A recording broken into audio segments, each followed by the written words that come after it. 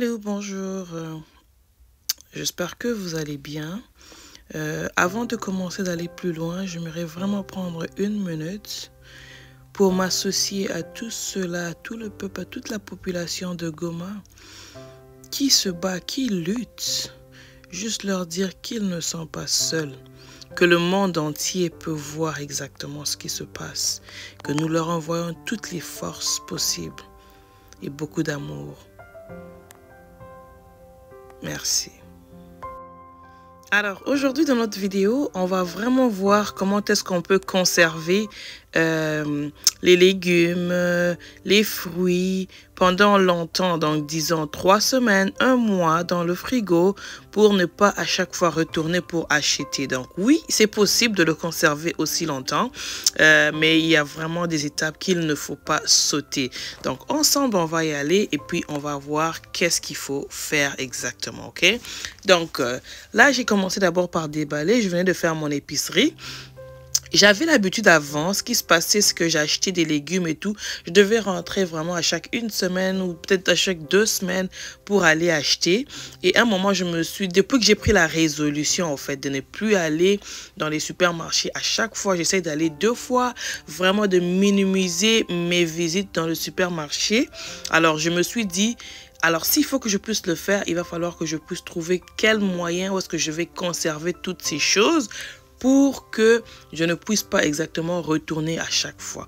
Donc, je vais vous parler premièrement du lait. Moi, j'ai constaté, donc vous pouvez me dire dans les commentaires, par exemple, si vous avez, vous avez autre chose, dites-moi. Mais j'ai constaté que quand j'achète mon lait chez Costco, c'est à peu près pour une durée de 2 semaines à peu près, ou parfois ça va même à 3 semaines. Mais quand je l'achète ailleurs, souvent, tu sais, les dates d'expiration et tout, c'est souvent entre les 7 jours ou 8 jours. Donc, je sais vraiment pas, mais si vous commencez à faire un peu ce suivi, vous allez voir. Donc, ça, c'est un peu du côté de Costco. Là, je vous montre les boîtes des conservations et tout, où est-ce que je vais exactement mettre mes légumes et certains de mes fruits pour pouvoir bien les conserver. Donc, ce sont des bocals en vitre, ok? Et on a besoin de notre vinaigre aussi, absolument. Et ça, c'est quelque chose que j'ai juste acheté, c'est pour la salade ou les légumes pour enlever l'eau. Je ne sais pas comment tu l'appelles encore, j'ai oublié le nom, mais tu l'utilises pour vraiment enlever tout l'excès d'eau pour que exactement tes fruits puissent rester longtemps. Parce que quand on les garde avec de l'eau ou s'il y a un excès d'eau, ça va faire ce que ça va moisir, hein, et puis ça va pas rester longtemps. Donc ça nous aide. Je l'ai eu à 9,99 chez Marshall, je crois. Donc je vais commencer avec les fraises. Alors, je tiens à préciser que je trouve que c'est très important qu'il y ait le vinaigre parce que c'est exactement ce qui va faire que tu puisses être capable de le conserver aussi longtemps. Donc, d'autres personnes aussi mettent du baking soda. J'avais l'habitude de le mettre aussi avant, bicarbonate de soude. Mais, tu sais, maintenant, là, je préfère, c'est les légumes. Je préfère juste aller avec du vinaigre et je trouve que ça fonctionne super bien. Et aussi avec mon affaire que j'ai acheté et tout, salade spinner, ça s'appelle le spinner, salade spinner or something. En français, c'est honnêtement, je suis pas certaine, ok? Donc, je trouve que ça aide aussi parce que l'eau qui va sortir après, là, vous allez vous rendre compte que c'est vraiment beaucoup d'eau. Et si tu décides de le mettre dans un contenant avec cette eau-là, malheureusement, tes fruits ne vont pas tenir longtemps, ok?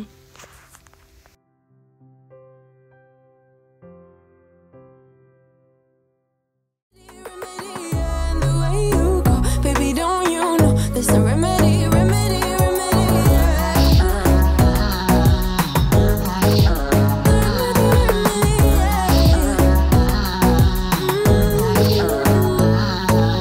Darling Palooza, ain't gonna lose ya. I'm gonna do that. Darling Palooza.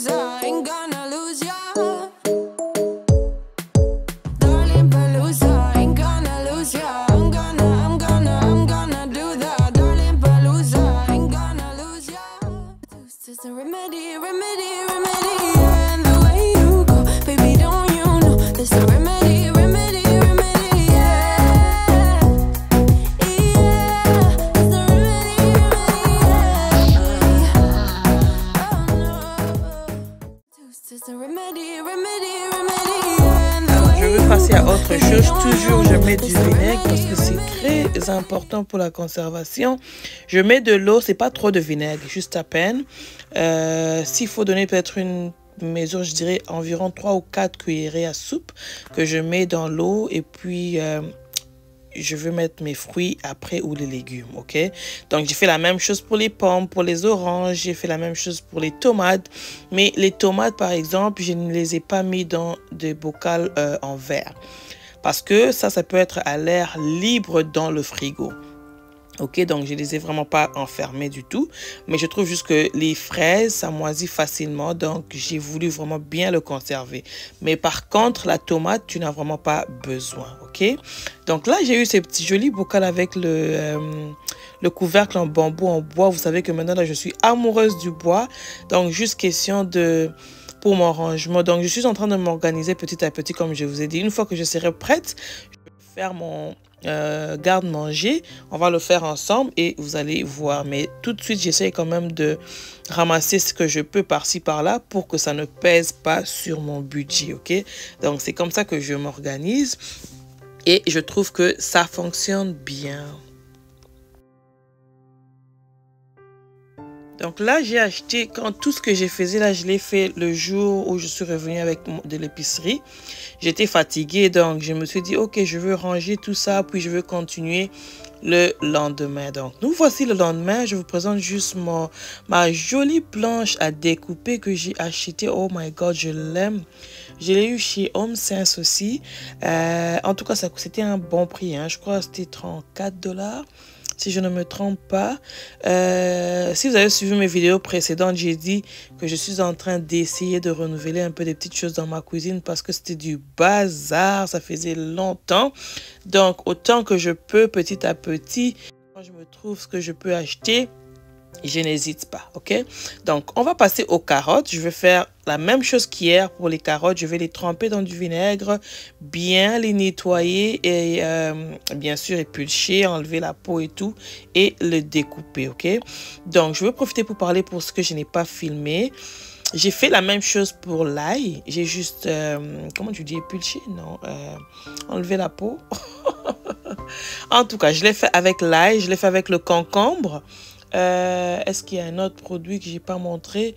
Je crois que l'ail, le concombre et puis j'ai pas pu filmer ça parce que c'était déjà beaucoup et j'étais fatiguée.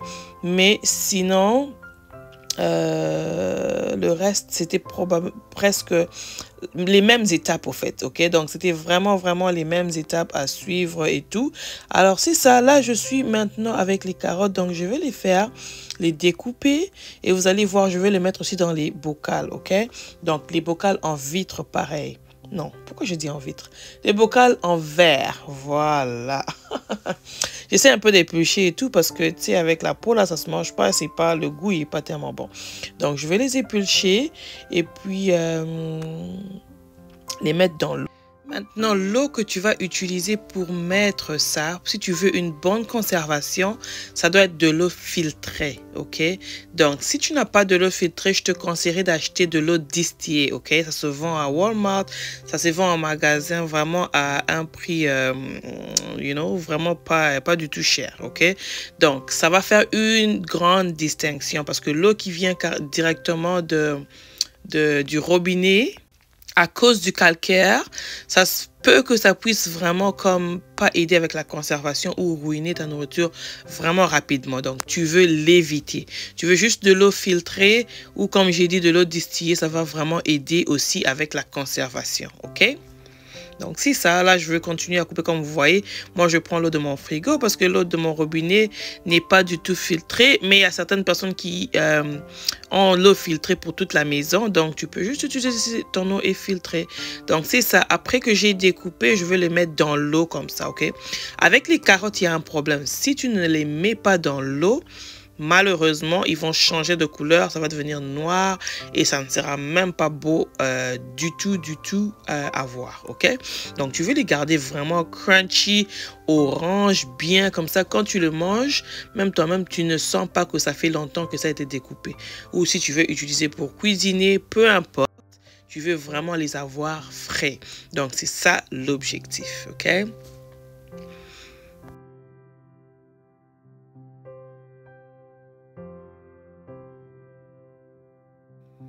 Ok, donc je passe aux échalotes. Comme je dis, je vais le mettre aussi dans l'eau.